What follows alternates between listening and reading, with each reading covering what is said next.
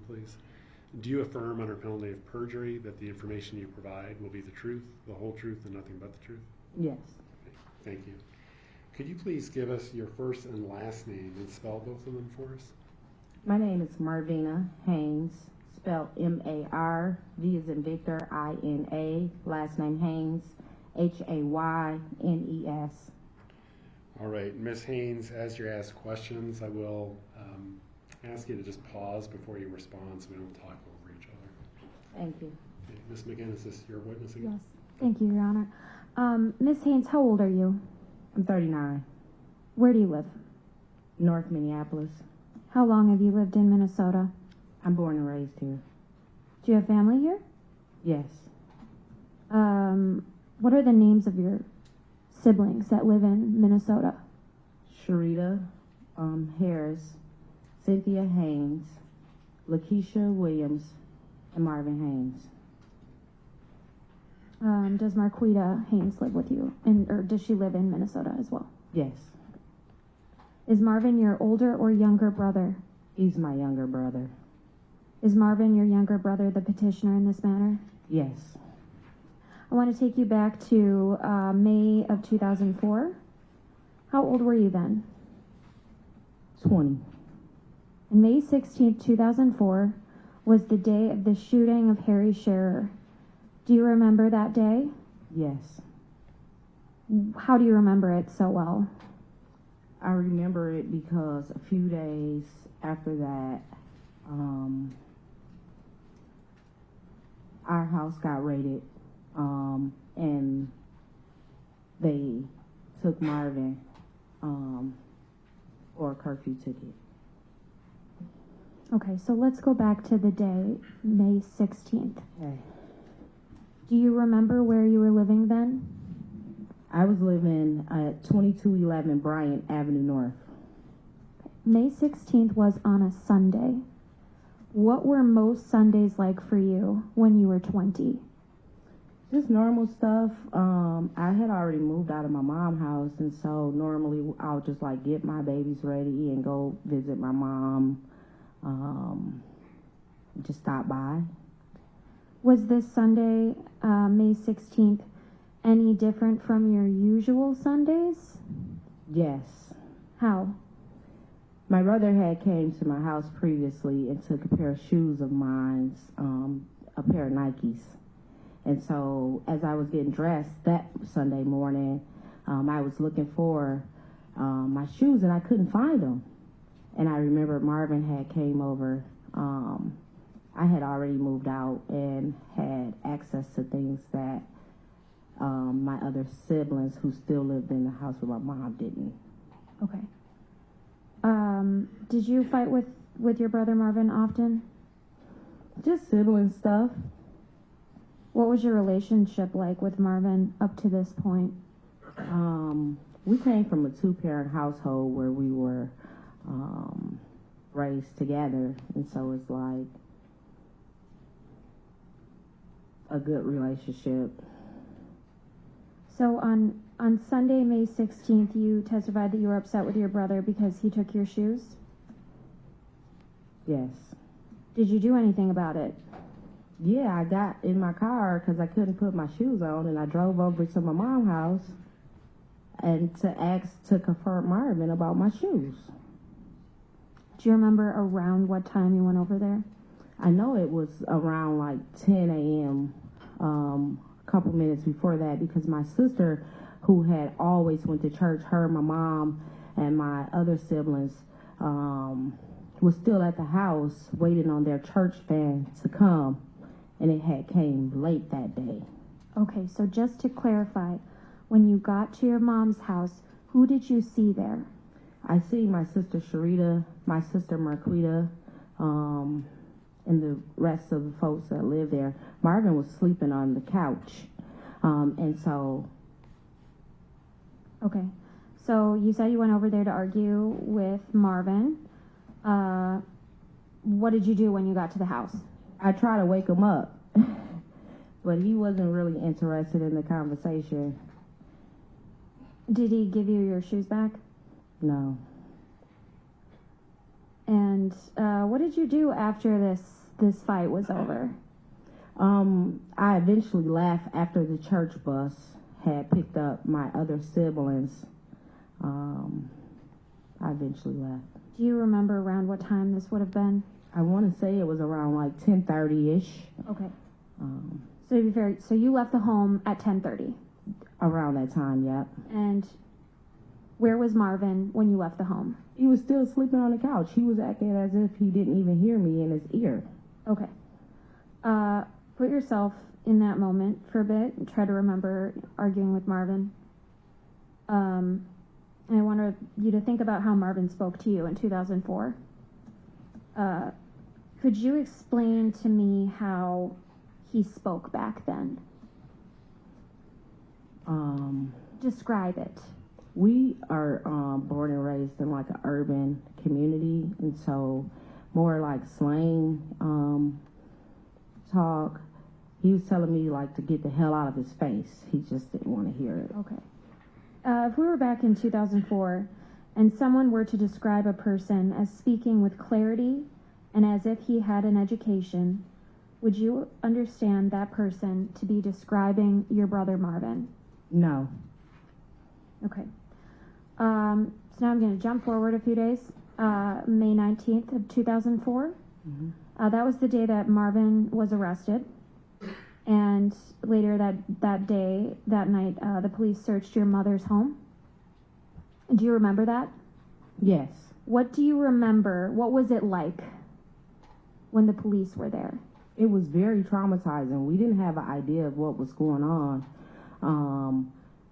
When they first came in, they didn't even give us a search warrant. And so I remember asking them, where's the search warrant? What are you doing here? But when they got there, they came with like dogs and a lot of like police presence was around. The media was on the corner. There was community members outside, and all these people were at our house, and we didn't even know what was going on. Was it chaotic? Very chaotic. Okay. No further questions. Any questions from the state? Yeah. Yes, thank you. Haynes. Hi. So I'm just going to go over some of the testimony you've given today and ask some additional questions, okay? Okay. So you did not live with your mother and other siblings on May 16th, 2004, correct? Correct. But you testified that you went over to your mother's house that morning? Yes. And did you say you arrived there around 10 a.m., is that correct? Yes. And where was your brother when you arrived? Sleeping on the couch in the front room. And you tried to have an argument with him about the shoes, is that right? Yes.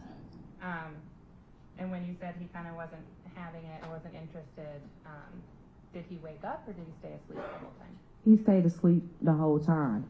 I'm like kicking the couch and telling my mom, like, your son. And he just didn't engage in it at all. So then eventually you left the house? Yep. And that was, you said about 10:30? Yes. After my sisters went to church. Okay. And so where was your brother when you left? He was still sleeping. On the couch? Yeah. And then where did you go after you left? I just went back home to finish getting dressed. And so did you see your brother at all after 10:30? No.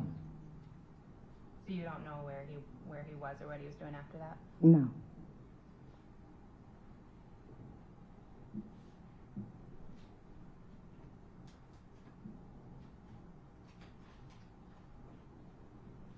Did you ever observe your brother to be courteous to anyone? We were raised with a lot of values and respect, and so we had to use our manners. And so he would be polite to strangers or other people in the community? If you see an old lady, help her carry her bag, stuff like that, yes.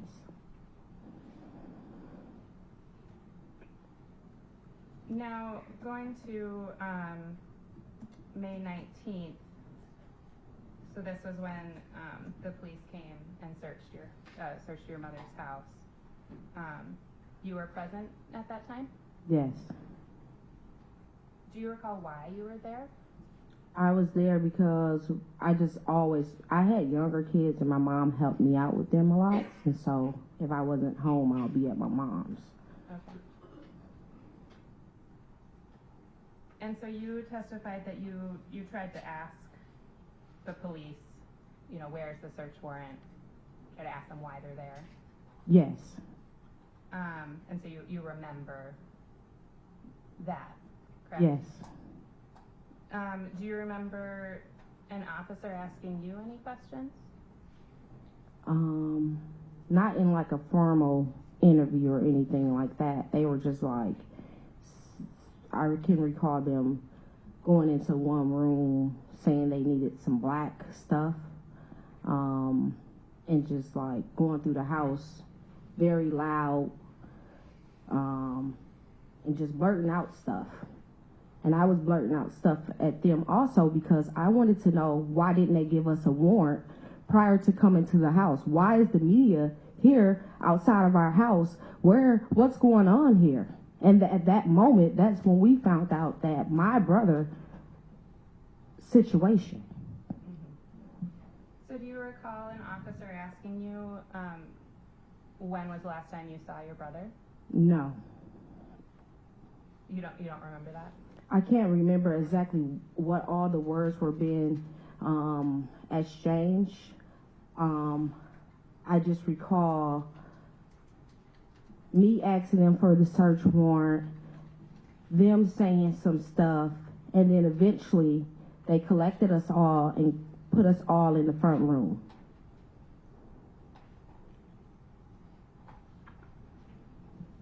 And so when they put you in the front room, did they ask, were they talking to your mother at that point, do you remember? No.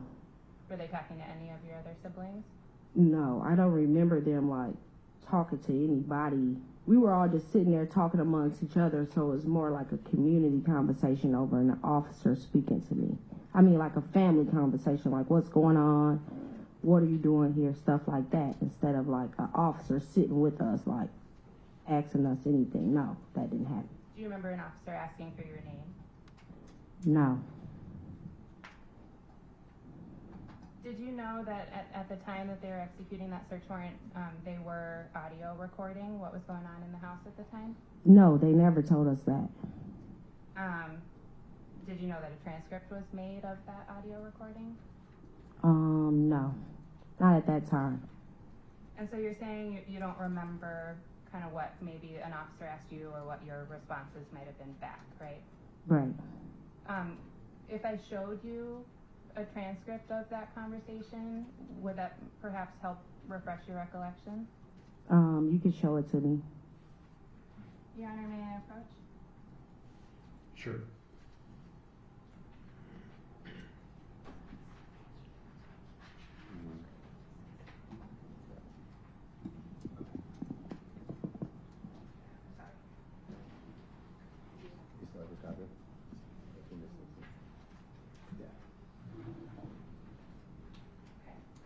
So this is transcript of the search warrant. You can read the whole thing, but I'm going to direct your attention to page 15. Okay. I'll go back to my seat, and so just read that quietly to yourself and look up when you're done. Okay.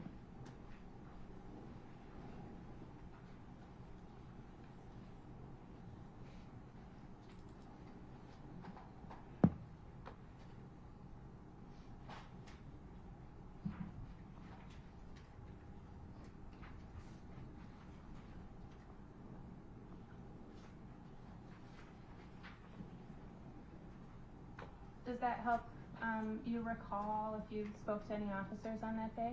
No, because on this paper, it says that my last name is Ship. My last name has been Haynes since the age of 16, and so I don't know why that will be there. I don't recall this.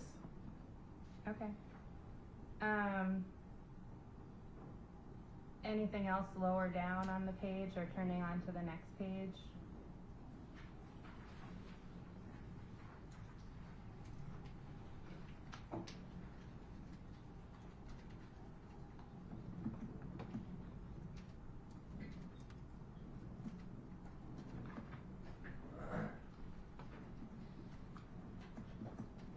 I'm sorry, no.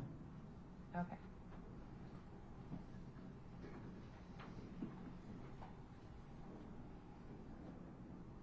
Was there anyone else named Marvina in the house at the time? I'm the only Marvina, of course. And is your birthday April 13th, 1984? Yes. Okay. Would you agree that people generally remember things better closer in time to an event that they're trying to remember than several years later? Yes.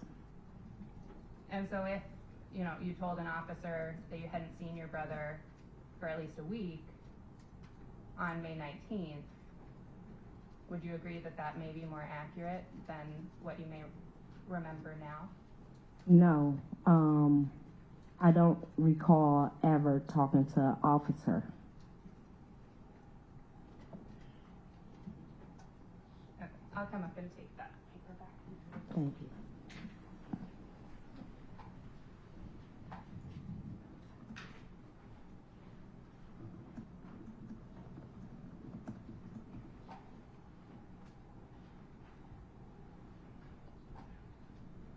No further questions. All right, any other questions? Just a few, Your Honor. Thank you. Ms. Haynes, you testified that when the police came on May 19th, it was traumatic. At some point after the chaos had settled and the police left, did you take time to think through and recall exactly what had happened on May 16th? After we figured out what was going on, we had to think about what the date and time, because prior to that, we didn't even know what was going on.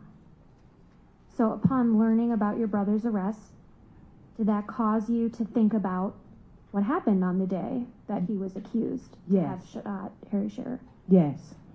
And is that what you're telling us today? Yes. Okay. One moment, Your Honor.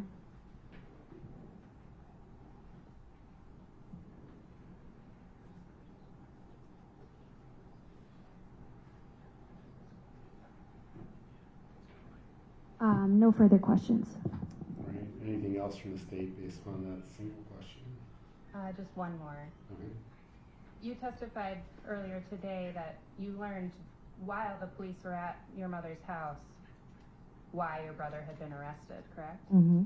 So you knew when the officers were in your home that he had been arrested potentially for a murder? No. When they first came in, they just came in. They didn't even give us a search warrant. But through all that stuff and me asking them for the search warrant, we finally learned what was going on. We didn't have access to Marvin or anything that was happening prior to the raid. So when Marvin first got arrested, they came and said they was taking him on a curfew ticket. And my mom called down to JDC for her son, and we couldn't find him for 3 days. When we learned that what was going on with Marvin, we were in the middle of a raid with dogs and police with suits on, all these people going through our house. They took my mom's car. They did all these things, and we had to learn it while it was happening. No further questions. No further questions. All right, Ms. Haynes, you're free to go. Please watch your step there as you step down. Thank you. Folks, we're going to go ahead and break for lunch. It's about 12:20. We'll just plan to get back together at 1:30.